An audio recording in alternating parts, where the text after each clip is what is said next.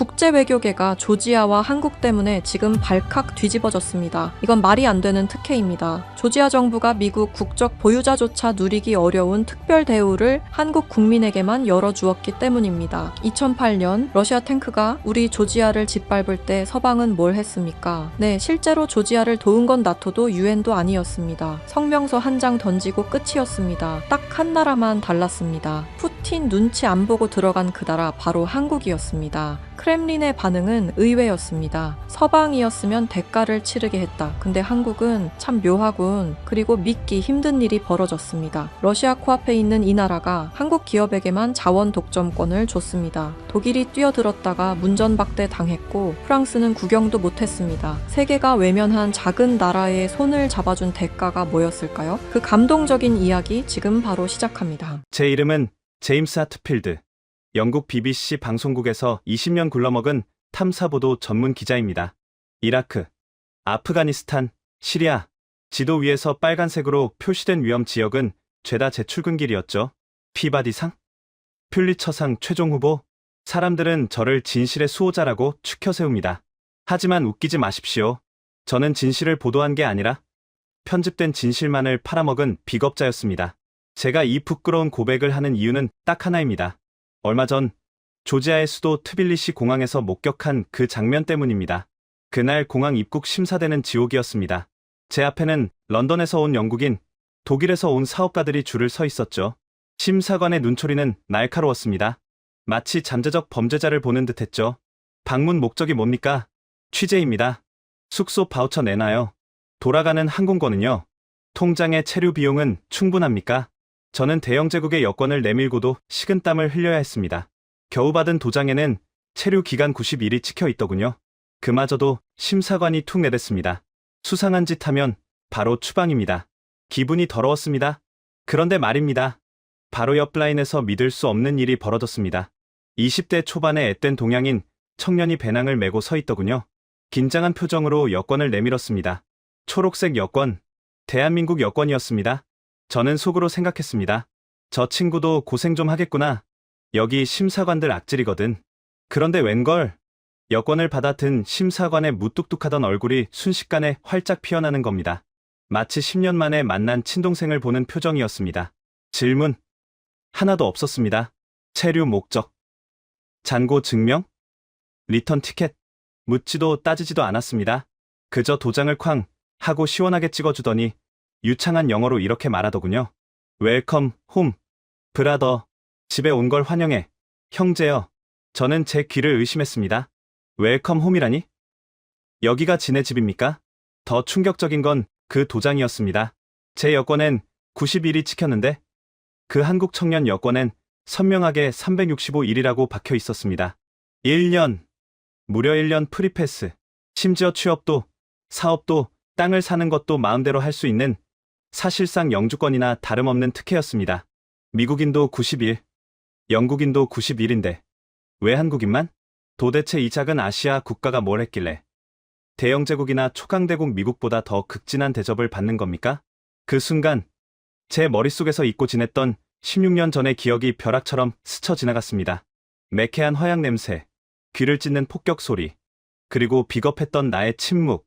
이 미스터리를 풀려면 시계를 거꾸로 돌려야 합니다. 전 세계가 베이징 올림픽의 화려한 개막식에 취해 미쳐 돌아가던 그 뜨거웠던 여름날로 말입니다. 2008년 8월 트빌리시 메리어트 호텔 로비는 아수라장이었습니다. 러시아의 폭격기가 조지아의 하늘을 유린하고 있었습니다. 쿵, 쿵. 창밖으로 검은 연기가 치솟았고 호텔 유리가 덜덜 떨렸습니다. 고리 지역을 넘어온 러시아의 T-72 탱크가 수도 트빌리시를 향해 밀고 들어온다는 소식이 터졌습니다.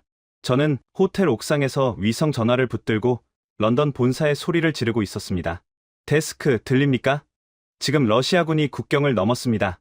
이건 침공입니다. 인베이전. 침공이라고 헤드라인 뽑아야 합니다. 지금 당장 속보 내보내야 한다고요?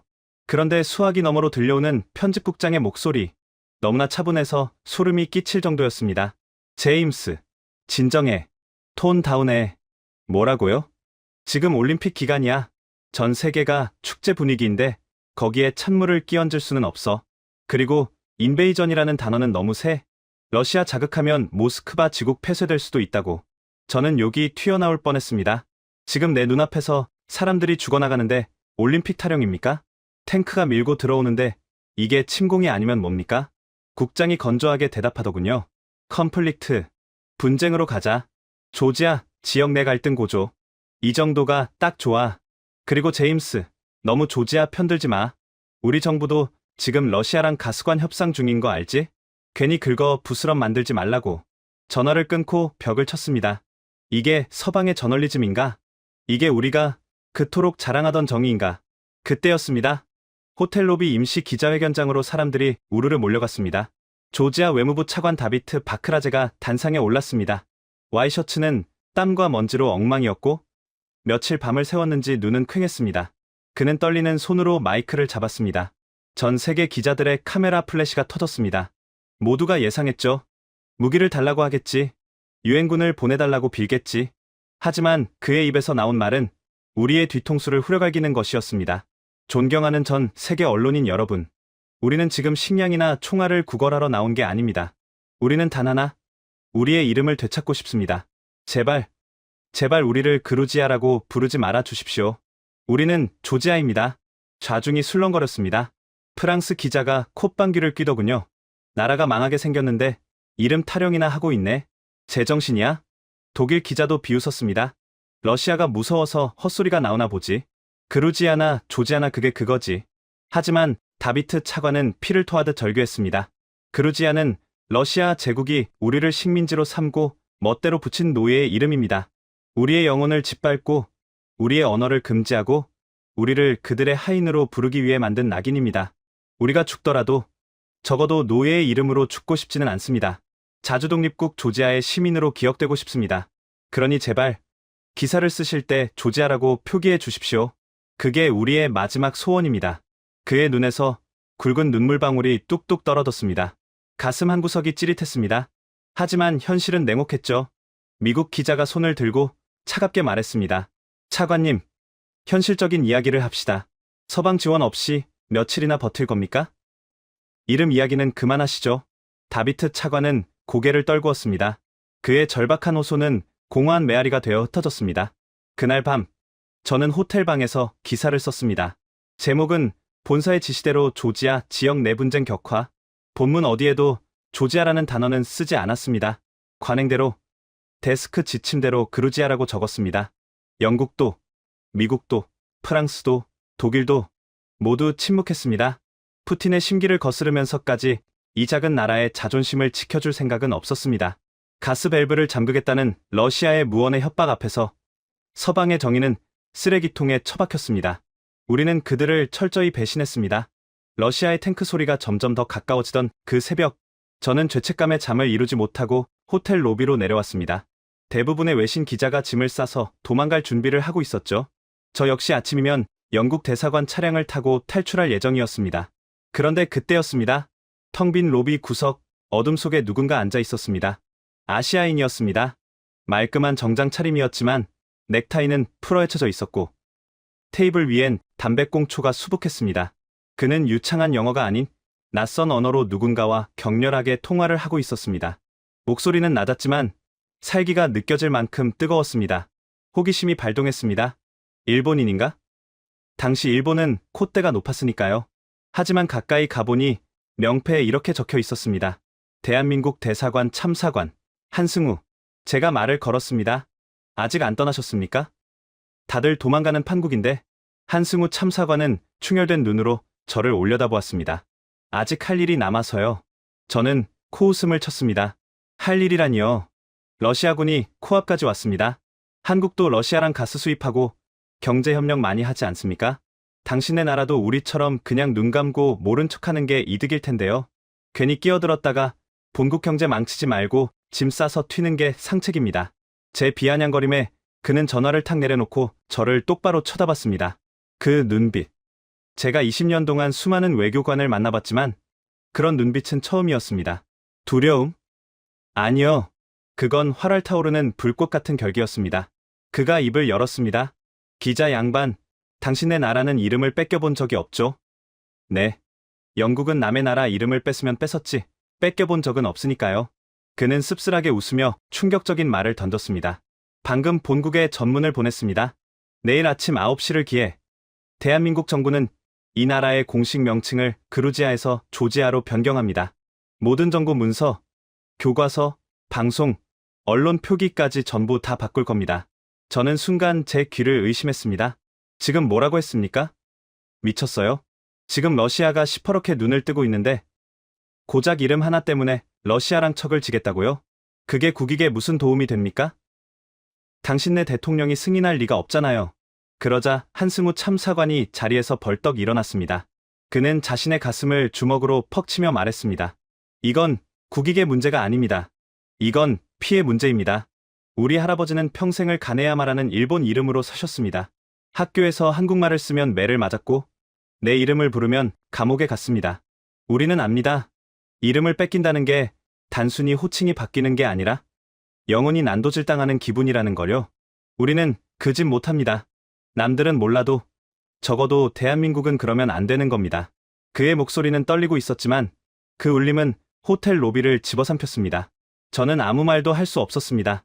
머리를 망치로 얻어맞은 기분이었습니다.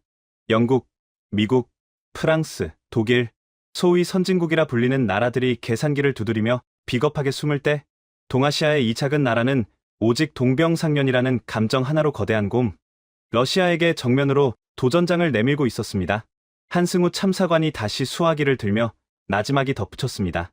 기자 양반, 내일 아침을 기대하세요. 아마 세상이 좀 시끄러워질 겁니다. 그의 말대로였습니다.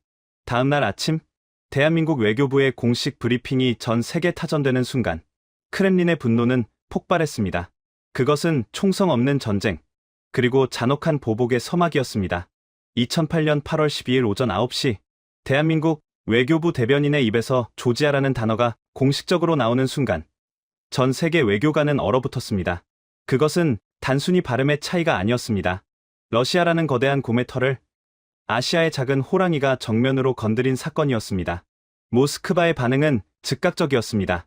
당시 러시아 외무장관 세르게이 라브로프는 긴급 브리핑을 열고 차가운 표정으로 이렇게 말했습니다. 한국 정부의 결정은 러시아 연방의 역사적 권리를 침해하는 명백한 도발이다. 이 비호적인 조치에 대해 한국은 상응하는 대가를 치르게 될 것이다. 그 대가는 실로 잔혹했습니다. 청구서는 종이로 날아오지 않았습니다. 가스 파이프라인으로, 세무조사 통지서로, 그리고 비자 거부 도장으로 날아왔습니다. 저는 그 보이지 않는 전쟁을 5년 동안 추적했습니다. 그리고 제가 입수한 당시 크렘린궁에서 작성된 극비 문건인 코리아 대응 매뉴얼을 보고 경악을 금치 못했습니다. 러시아는 한국을 본보기로 삼으려 했습니다. 감히 미국의 동맹국 주제에 아시아의 작은 나라가 러시아의 자존심을 건드리면 경제가 어떻게 박살나는지 보여주겠다는 심산이었죠. 첫 번째 타깃은 에너지였습니다. 당시 한국은 러시아와 천연가스 도입 협상을 마무리 짓고 있었습니다. 겨울철 난방비와 직결된 한국 서민들의 생명선이나 다름없었죠. 그런데 발표 다음 날 러시아 국영가스 회사인 가스프롬 측에서 일방적인 통보를 보냈습니다. 파이프라인 점검 문제로 협상을 무기한 연기한다. 가격 재협상이 필요하다. 15% 인상안을 수용하지 않으면 공급은 없다. 말이 협상이지. 그건 명백한 협박이었습니다.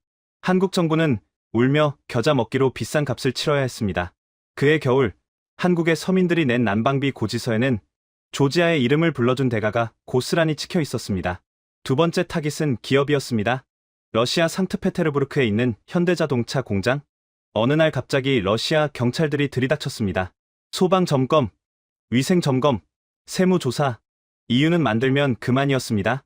소화기 위치가 1cm 어긋났다는 이유로 공장 라인을 멈춰 세웠습니다. 한국산 부품을 실은 컨테이너선이 블라디보스토크 항구에 억류되었습니다.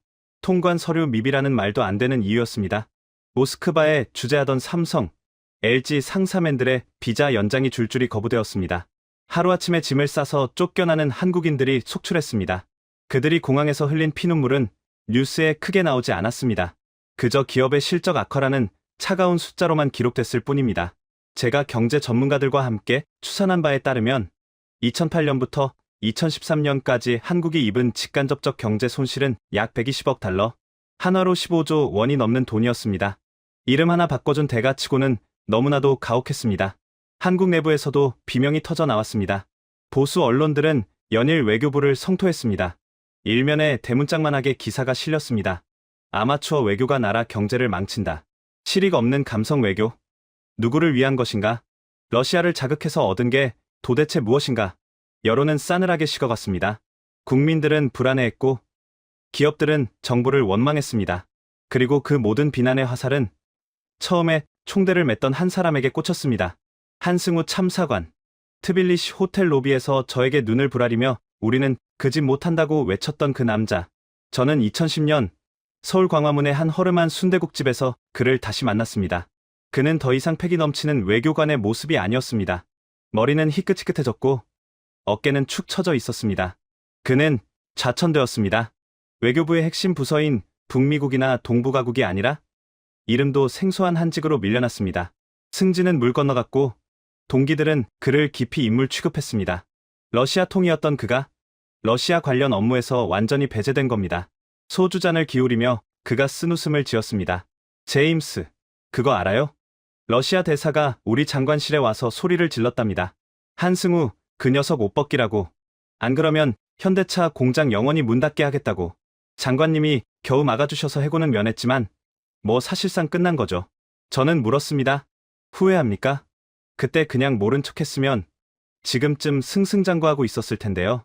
120억 달러 손해보고 본인 인생도 꼬였는데 그게 정말 잘한 짓입니까? 솔직히 말해보세요. 조지아 사람들이 밥 먹여주는 거 아니잖아요. 한승우는 말없이 뚝배기에 담긴 국물을 떠먹었습니다. 그리고 양복 안주머니에서 꼬깃꼬깃한 편지 한 통을 꺼내 제 앞에 놓았습니다. 발신인은 조지아 트빌리시. 보낸 사람은 그때 그 다비트 바크라제 차관이었습니다. 편지에는 서툰 한국어로 꾹꾹 눌러 쓴 글씨가 적혀 있었습니다. 한승우 형제님, 당신이 겪고 있을 고초를 전해 들었습니다. 미안합니다. 우리 때문에 당신이 피를 흘립니다. 하지만 기억해 주세요. 조지아의 모든 어머니들이 당신의 이름을 기도로 올리고 있습니다. 우리의 아이들이 배우는 교과서에 대한민국이라는 이름이 가장 먼저 나옵니다. 우리가 가난해서 지금은 갚을 게 없습니다. 하지만 언젠가 반드시 이 빚을 갚겠습니다. 우리는 배신하지 않습니다. 조지아는 기억할 것입니다. 한승우가 소주 한 잔을 털어 넣으며 말했습니다. 제임스, 외교관 생활 15년 하면서 훈장도 받아봤고 대통령 표창도 받아봤습니다. 그런데 이거보다 값진 건 없더군요. 120억 달러요? 큰 돈이죠. 하지만 우리가 그 돈 아끼려고 이름을 안 불러줬다면 우리는 영원히 삼류 국가로 남았을 겁니다. 돈으로 살 수 없는 게 있어요. 국격이라는 거. 우리 할아버지가 하늘에서 보고 계실 텐데 적어도 쪽팔리게 살지는 말아야죠. 저는 그날 밤 호텔로 돌아와 한참을 울었습니다. 쪽팔리게 살지 말자. 그 말이 영국의 저널리스트인 저의 심장을 후벼 팠기 때문입니다. 우리는 돈 때문에, 가스 때문에, 올림픽 때문에 쪽팔리게 살았으니까요. 하지만 제가 취재한 바에 따르면 한국 정부 내에서도 한승우 혼자만의 독단은 아니었습니다. 이것이 소설이 아닌 팩트라는 증거를 제가 찾았거든요. 위키리크스보다 더 깊은 곳, 한국 외교부의 비공개 회의록을 익명의 제보자를 통해 입수했습니다. 거기엔 당시 대통령과 장관들의 치열한 논쟁이 기록되어 있었습니다. 경제 관료들은 반대했습니다. 기업 다 죽는다. 철회하자. 다시 그루지아로 부르자. 러시아에 사과 특사 보내자.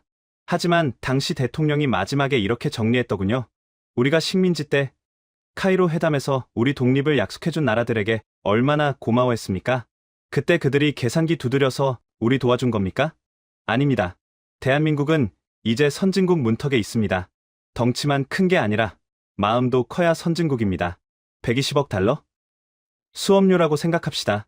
우리가 진짜 리더 국가가 되는 수업료. 그냥 밀고 나갑시다. 소름이 돋았습니다. 이건 단순한 대기가 아니었습니다. 이건 한 국가가 자신의 트라우마를 극복하고 진정한 선진국으로 도약하려는 몸부림이었습니다. 그들은 알고 있었던 겁니다. 지금 당장은 아프지만 이 고통 끝에 무엇이 기다리고 있는지를, 그리고 그 몸부림은 예상치 못한 곳에서 나비 효과를 일으키기 시작했습니다. 러시아의 압박이 거세질수록 조지아 국민들의 가슴 속에는 한국이라는 두 글자가 종교처럼 새겨졌습니다. 트빌리시 시내에는 한국산 가전제품을 사자는 운동이 벌어졌습니다. 비싸도 구하기 힘들어도 그들은 삼성과 LG를 찾았습니다. 왜냐고요? 형제가 만든 물건이니까. 조지아의 택시 기사들은 한국인 손님을 태우면 요금을 받지 않겠다고 실랑이를 벌였습니다. 식당에서는 한국인에게 공짜 와인을 내밀었습니다. 러시아가 가스 밸브를 잠글 때 조지아 사람들은 마음의 밸브를 활짝 열었습니다. 하지만 한승우의 시련은 여기서 끝나지 않았습니다. 국가적인 결단은 숭고했지만 그가 감당해야 할 개인적인 고통은 너무나 가혹했습니다. 가족들이 겪어야 했던 수모, 그리고 그가 외교관으로서 잃어버린 10년의 세월. 하지만 그는 몰랐을 겁니다. 그가 흘린 눈물과 소주 한 잔이 지구 반대편에서 어떤 기적을 만들어내고 있었는지를요. 가장 어두운 밤이 지나고 드디어 새벽이 오고 있었습니다. 그 새벽은 한승우 개인에게도, 그리고 두 나라의 관계에도 예상치 못한 전환점이 되었습니다. 120억 달러의 수업료. 국가는 그 돈을 감당할 체력이 있었지만 개인 한승우는 아니었습니다. 외교관으로서의 커리어는 박살이 났고 동료들의 시선은 차가웠습니다. 하지만 그를 진짜 무너뜨린 건 러시아의 보복도 회사의 징계도 아니었습니다. 바로 그가 그토록 지키고 싶어 했던 또 다른 이름, 가족이었습니다. 2011년 겨울, 제가 서울 취재를 위해 한승우 씨의 집을 찾았을 때 그곳에는 냉기만이 감돌고 있었습니다. 현관에는 아이들의 신발이 보이지 않았습니다. 거실에는 가족 사진이 엎어져 있었습니다. 그는 텅 빈 집에서 혼자 라면을 끓여 먹고 있었습니다. 제가 조심스럽게 물었습니다. 가족분들은 어디 가셨습니까? 한승우 씨가 젓가락을 내려놓으며 쓴웃음을 지었습니다. 나갔습니다. 네. 아내가 그러더군요. 당신은 대한민국하고 결혼했지. 나랑 결혼한 게 아니라고. 당신이 조지아라는 나라의 이름을 지키느라 정신이 팔려 있을 때 우리 아이들 이름은 잊어버리지 않았냐고. 그의 말이 맞았습니다. 러시아의 경제 보복이 극에 달했던 2009년과 2010년, 한승우는 집에 들어가지 못했습니다. 현대차 공장이 멈추면 본사로 불려가서 욕을 먹었고 가스관이 잠기면 대책 회의를 하느라 밤을 새웠습니다. 큰아들의 중학교 졸업식 날에도 그는 모스크바행 비행기를 타고 있었습니다. 둘째 딸이 폐렴으로 응급실에 실려갔을 때도 그는 외교부 벙커에서 러시아 대사의 항해 전화를 받고 있었습니다. 가족들에게 아빠는, 남편은 부재 중이었습니다. 아니, 문제를 일으키고 다니는 트러블 메이커였습니다. 큰아들이 사춘기를 겪으며 그에게 소리쳤던 말이 비수가 되어 꽂혔다고 합니다. 아빠 때문에 학교에서 창피해 죽겠어. 친구들이 뉴스 보고 그래. 니네 아빠가 나라 경제 망친 주범이라고. 왜 쓸데없는 짓을 해서 우리까지 욕먹게 해? 그 말을 듣고 한승우는 처음으로 사표를 품에 안았다고 합니다.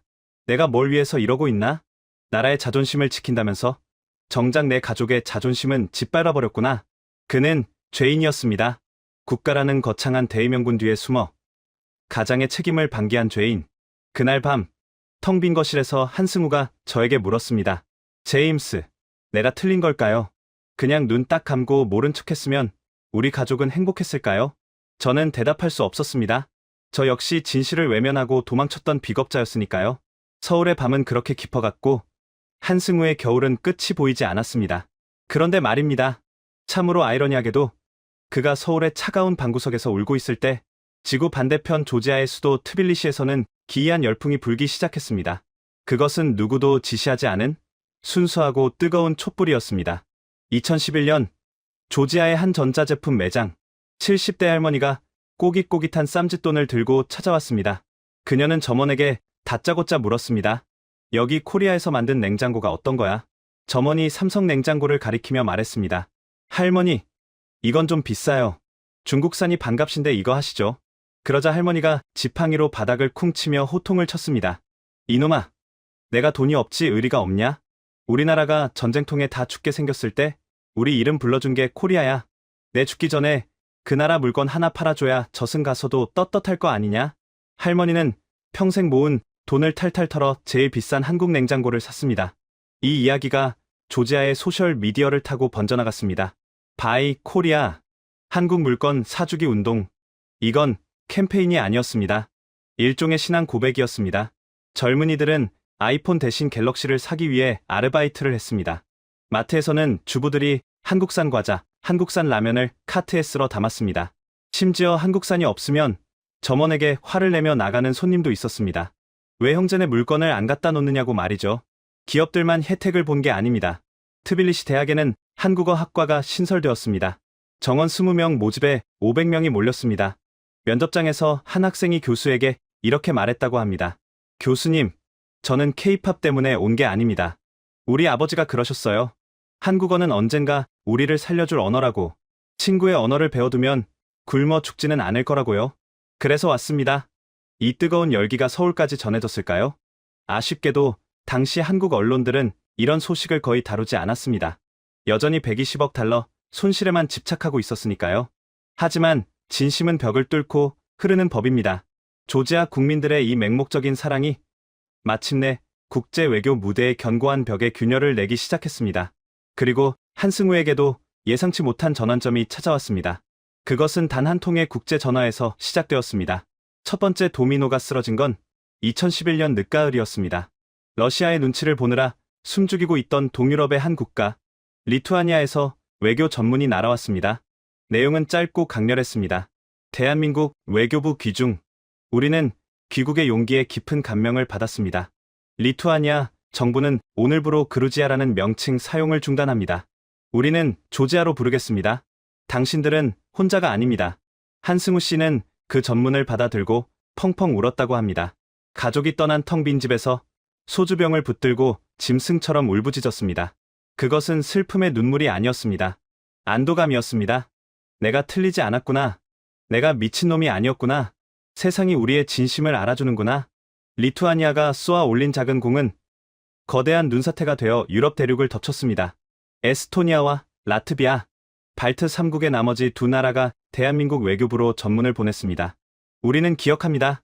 소련의 탱크 앞에 섰던 공포를, 그리고 한국이 보여준 용기를. 우리도 오늘부로 그루지아를 버립니다. 폴란드가 합류했습니다. 체코가 따라왔습니다. 헝가리, 루마니아, 러시아의 그림자 아래서 숨죽여 살던 동유럽 국가들이 마치 본물이 터지듯 한국의 뒤를 따랐습니다. 그들은 부끄러워했습니다. 아시아의 작은 나라도 하는데 우리가 무서워서 입 다물고 있었다니. 이건 자존심 문제입니다. 우리가 유럽의 방패라면서 정작 동료가 맡고 있을 때 모른 척했다는 게 말이 됩니까? 이 도미노 현상은 결국 거만한 서유럽까지 집어삼켰습니다. 영국 BBC도, 미국 CNN도, 프랑스 르몽드도 슬금슬금 기사 표기 원칙을 바꾸기 시작했습니다. 러시아 눈치를 보느라 그루지아라고 쓰던 그들이 이제는 국제 여론의 눈치를 보기 시작한 겁니다. 런던과 파리의 외교가에서는 이런 자조 섞인 목소리가 터져 나왔습니다. 야, 한국이 선진국이라더니 진짜 다르네. 우린 뭐 했냐? 가스관 잠길까봐 벌벌 떨기나 하고. 한국은 돈을 잃었지만 명분을 얻었습니다. 그리고 그 명분은 돈으로 환산할 수 없는 외교적 주도권이라는 거대한 자산이 되었습니다. 그리고 몇 년 뒤 가장 극적이고 통쾌한 장면이 조지아 트빌리시에서 연출되었습니다. 아시아의 맹주를 자처하던 일본이 뒤늦게 숟가락을 얹으려 한 것입니다. 일본 외무상은 화려한 경제사절단을 이끌고 조지아를 방문했습니다. 그들은 거액의 차관 제공과 인프라, 투자를 약속하며 이렇게 말했습니다. 우리 일본도 이제 귀국을 조지아로 부르기로 했습니다. 우리도 친구입니까? 일본은 자신만만했습니다. 돈이면 다 될 줄 알았으니까요. 가난한 조지아 입장에서 일본의 엔화 보따리는 거절할 수 없는 유혹일 거라고 계산했겠죠? 하지만 그들의 계산기에는 결정적인 변수가 빠져 있었습니다. 바로 사람의 마음이었습니다. 당시 조지아 외무장관은 일본 사절단과의 만찬에서 뼈있는 농담을 던졌다고 합니다. 이 일화는 조지아 외교가에서 전설처럼 내려오는 이야기입니다. 장관이 와인잔을 들고 일본 대표단을 향해 웃으며 말했습니다. 고맙습니다. 7년이나 걸리셨네요. 일본 측 통역이 당황해서 머뭇거렸습니다. 장관이 말을 이었습니다. 한국은 우리가 피 흘릴 때 우산도 없이 빗속으로 뛰어들어와 같이 비를 맞아줬습니다. 그런데 일본은 비가 다 그치고 해가 뜨니까 이제야 우산을 들고 오셨군요. 만찬장은 순식간에 얼어붙었습니다. 일본 사절단은 얼굴이 벌개져서 아무 말도 하지 못했습니다. 물론 우산은 고맙게 받겠습니다. 하지만 우리가 젖어 있을 때 씌워줬다면 더 좋았을 텐데요. 그것은 정중하지만 뼈아픈 거절이었습니다. 우리는 당신들의 돈을 받겠지만 마음은 줄 수 없다는 선언이었습니다. 그날 밤 트빌리시 시내의 펍에서는 조지아 청년들이 한국산 맥주를 마시며 건배를 외쳤습니다. 가우마르조스, 코리아. 그들에게 한국은 단순히 물건을 잘 만드는 나라가 아니었습니다. 자신들의 자존심을 세워준 유일한 형제였습니다. 일본이 쫓겨나던 그날, 트빌리시 시내의 광장에는 태극기가 걸렸습니다. 가장 높은 곳에, 가장 크게. 그것은 조지아 국민들이 한국에게 보내는 무언의 러브레터였습니다. 이 소식은 서울에도 전해졌습니다. 한승우 씨의 텅 빈 집에도 미약하지만 따뜻한 봄바람이 불어오기 시작했습니다. 어느 날 밤, 한승우 씨에게 전화가 걸려왔습니다. 발신번호 제한 표시, 떨리는 손으로 전화를 받았습니다. 수화기 너머로 한참 동안 침묵이 흘렀습니다. 그리고 굵직한 목소리가 들려왔습니다. 아버지, 집을 나갔던 큰아들이었습니다. 대학교 기숙사에 있던 아들이 인터넷 뉴스로 일본의 굴욕 사건과 조지아의 반응을 본 겁니다. 아버지, 뉴스 봤어요. 조지아 사람들이 한국 최고라고 난리 났대요. 일본은 망신당하고 한승우 씨는 아무 말도 할 수 없었습니다. 목이 메어 말이 나오지 않았습니다. 아들이 툭 내뱉듯 말했습니다. 친구들이 그래요. 니네 아빠가 한 게 맞냐고. 진짜냐고. 맞다고 했어요. 우리 아빠가 한 거라고. 그랬더니 애들이, 아들의 목소리가 조금 떨렸습니다. 애들이 아빠 멋있대요. 진짜 남자래요. 죄송해요. 아버지, 그동안 몰라서. 전화는 툭 끊어졌습니다. 하지만 그 끊어진 신호음은 한승우 씨에게 세상 어떤 교향곡보다 아름답게 들렸습니다. 그날 밤, 한승우 씨는 3년 만에 처음으로 라면이 아닌 따뜻한 밥을 지어 먹었습니다. 혼자였지만 혼자가 아니었습니다. 그가 지킨 이름이 결국 그의 무너진 가정을 다시 일으켜 세우고 있었으니까요. 도미노는 멈추지 않았습니다. 한국이 쏘아 올린 공은 이제 유럽을 넘어 전 세계로 퍼져나갔습니다. 유엔에서도, 올림픽위원회에서도, 모든 국제기구에서 그루지아라는 이름은 역사 속으로 사라졌습니다. 대신 조지아라는 이름이 당당하게 자리를 잡았습니다.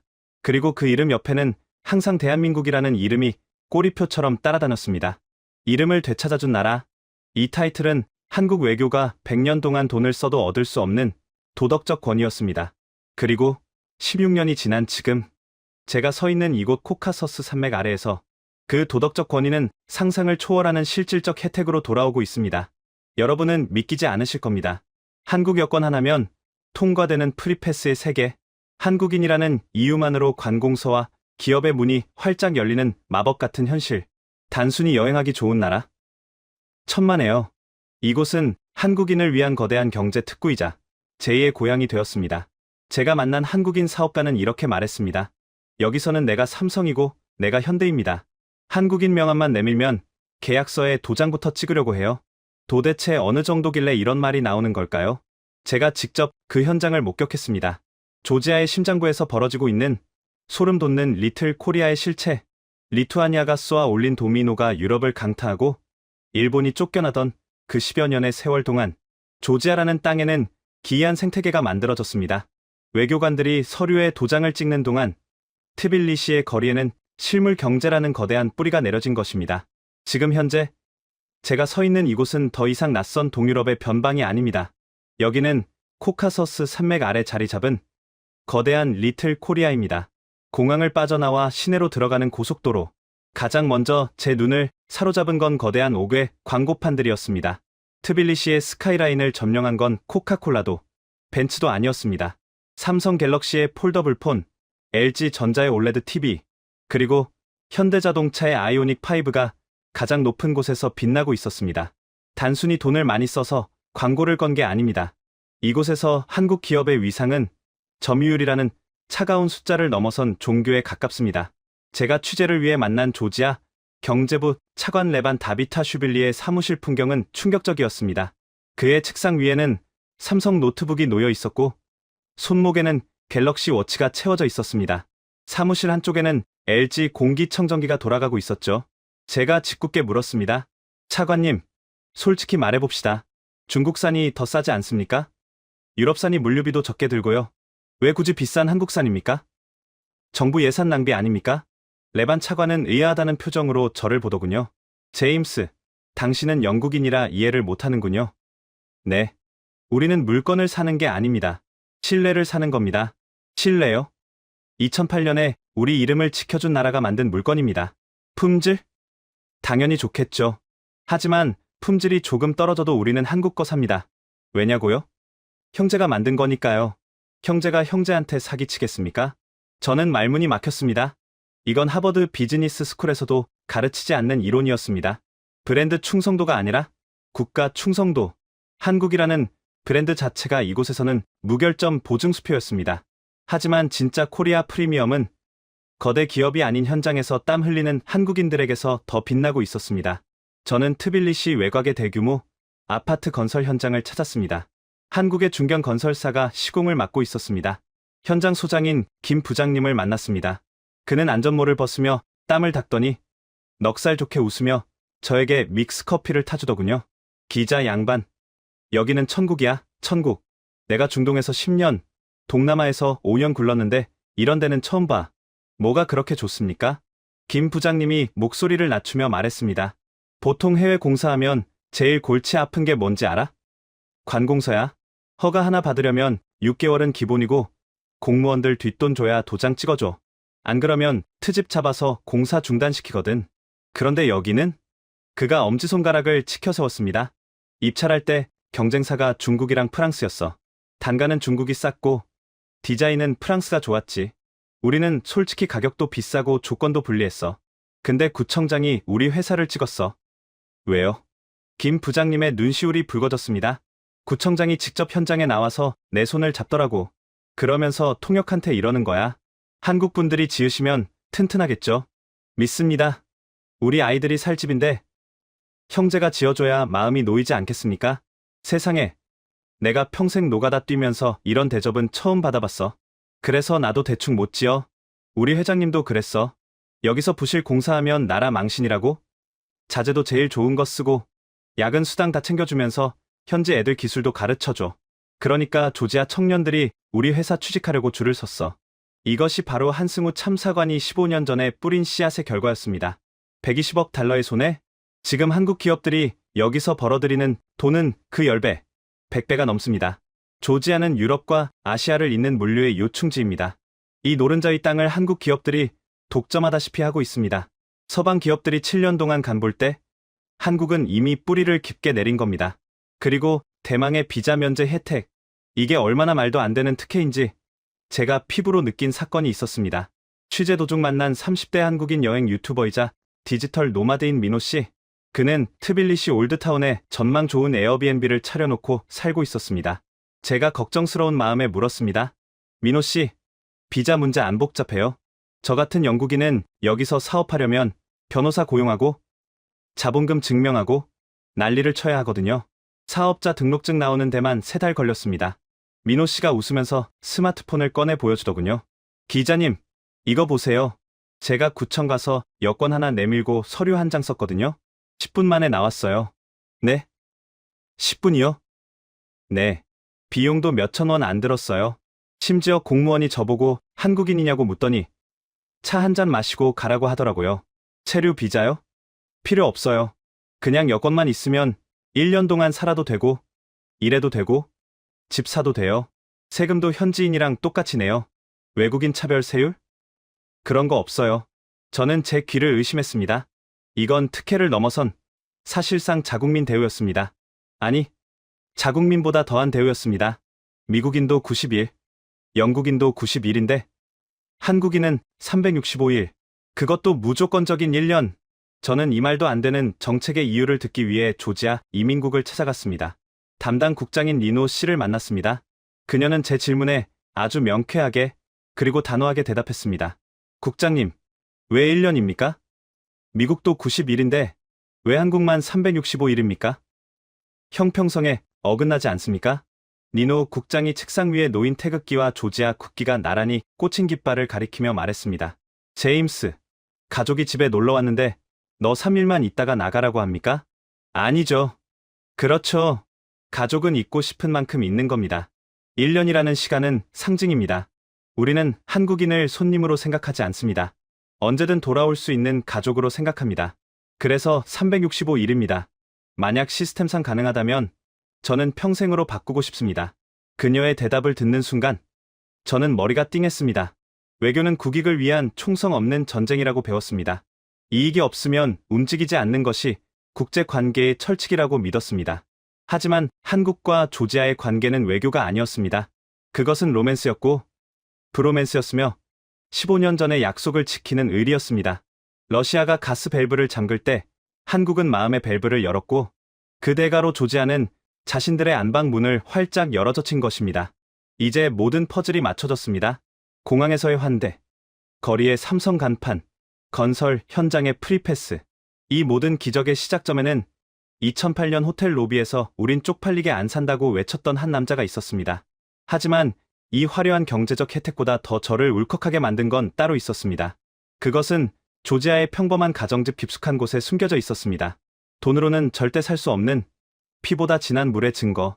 제가 만난 택시기사의 아들이 보여준 낡은 사진 한 장. 그 감동적인 이야기가 이어집니다.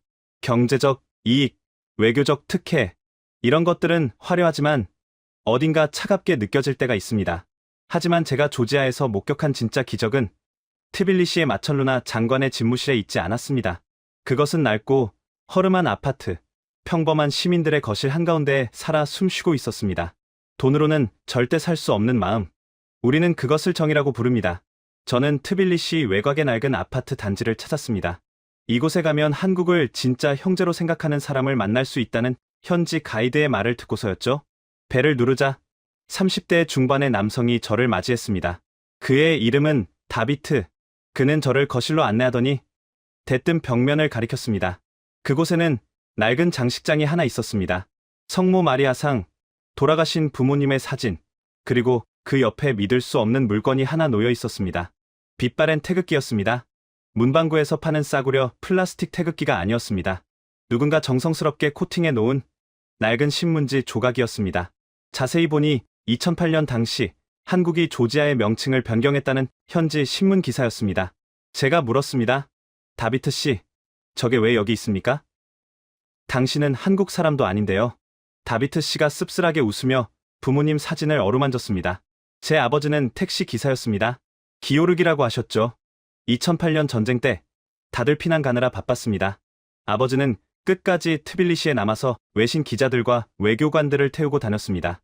그때 아버지가 태웠던 손님 중에 한국 사람이 있었다고 합니다. 한국 사람이요? 네. 다들 도망갈 때 그 한국분은 공항이 아니라 폭격이 떨어지는 시내로 가자고 했대요. 아버지가 미쳤냐고, 죽고 싶냐고 물었더니 그분이 그랬답니다. 내가 도망가면 누가 당신들 이름을 불러주냐고. 나는 여기 남아서 할 일이 있다고. 다비트 씨의 눈가가 촉촉해졌습니다. 아버지는 그날 집에 와서 펑펑 우셨습니다. 그리고 이 신문 기사를 오려서 액자에 넣으셨죠. 돌아가시기 전에 저한테 유언을 남기셨습니다. 다비트야, 한국은 남의 나라가 아니다. 우리가 피를 흘릴 때 같이 피를 흘려준 형제다. 살면서 한국 사람을 만나거든 절대 돈을 받지 마라. 그게 내가 너에게 남기는 빚이다. 저는 가슴이 먹먹해졌습니다. 한승우 참사관이 호텔 로비에서 외쳤던 결기가 이름 모를 택시 기사의 가슴에 불을 지폈고 그 불씨가 16년이 지난 지금 그의 아들에게까지 이어지고 있었기 때문입니다. 다비트 씨는 실제로 한국인 관광객을 태우면 요금을 받지 않는다고 했습니다. 한국인이 미안해하며 돈을 내밀면 그는 서툰 한국어로 이렇게 말한다고 합니다. 형제, 돈 안 받아요. 아빠 약속이에요. 이런 마음을 가진 게 다비트 씨 혼자일까요? 아닙니다. 저는 트빌리시 국립대학을 찾아갔습니다. 캠퍼스 벤치에 335 모여있는 학생들에게 다가갔습니다. 한국어를 공부한다는 여학생, 마리아를 만났습니다. 그녀의 한국어 실력은 놀라웠습니다.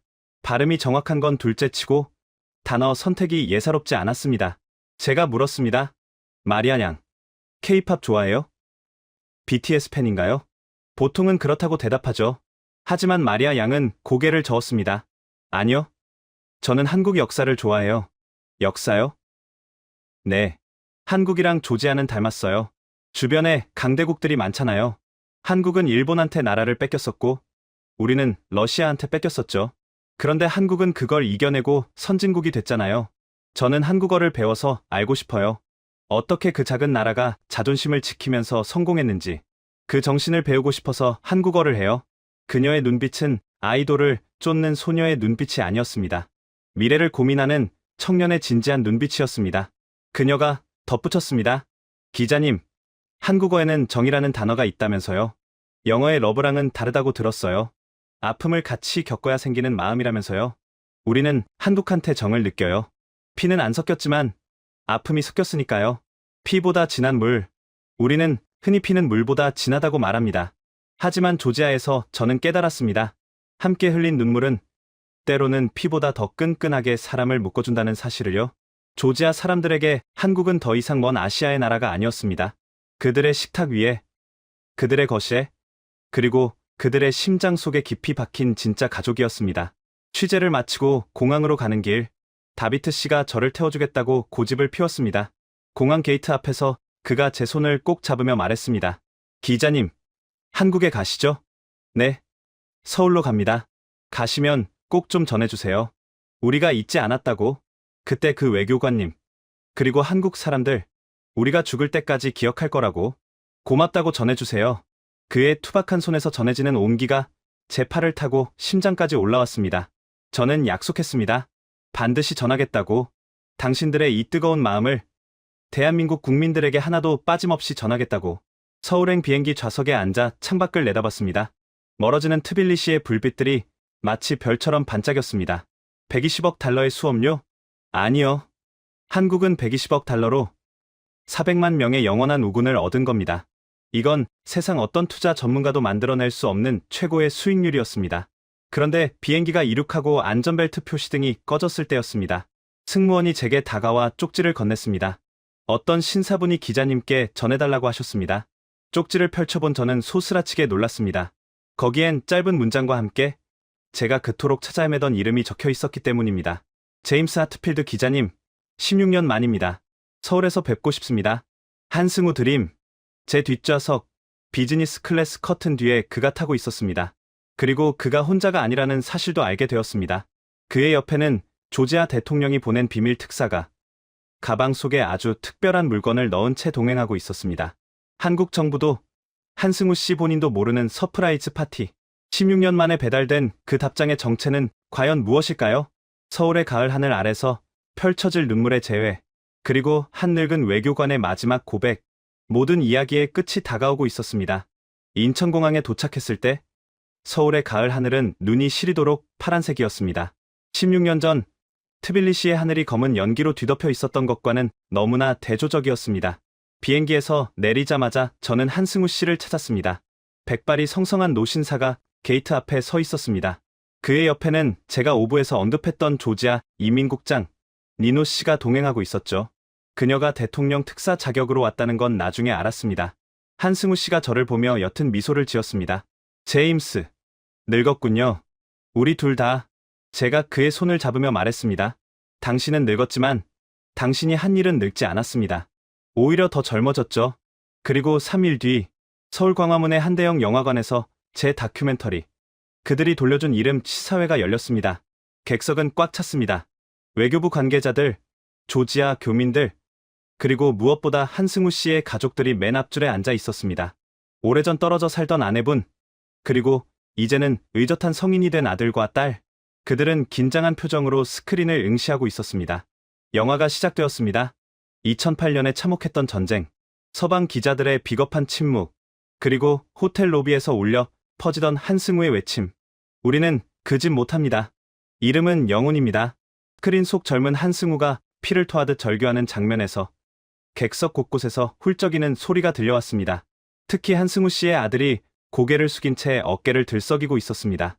그는 그동안 아버지의 고충의 깊이를 온전히 이해하지 못했던 겁니다. 아버지가 술에 취해 들어와서 횡설수설하던 그 말이 사실은 목숨을 건 외교 전쟁이었다는 것을요. 아버지가 가족을 버린 게 아니라 더 큰 가족을 지키기 위해 홀로 싸웠다는 것을요. 엔딩 크레딧이 올라가고 불이 켜졌습니다. 우레와 같은 박수가 쏟아졌습니다. 저는 떨리는 목소리로 마이크를 잡았습니다.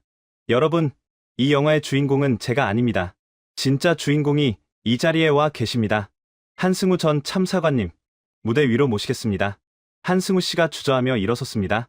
그의 낡은 양복은 16년 전 호텔 로비에서 봤던 그 옷처럼 보였습니다. 그가 무대 위로 올라오자 사람들은 기립 박수를 보냈습니다. 그는 쑥스러운 듯 계속 손사래를 쳤습니다. 제가 한 게 아닙니다.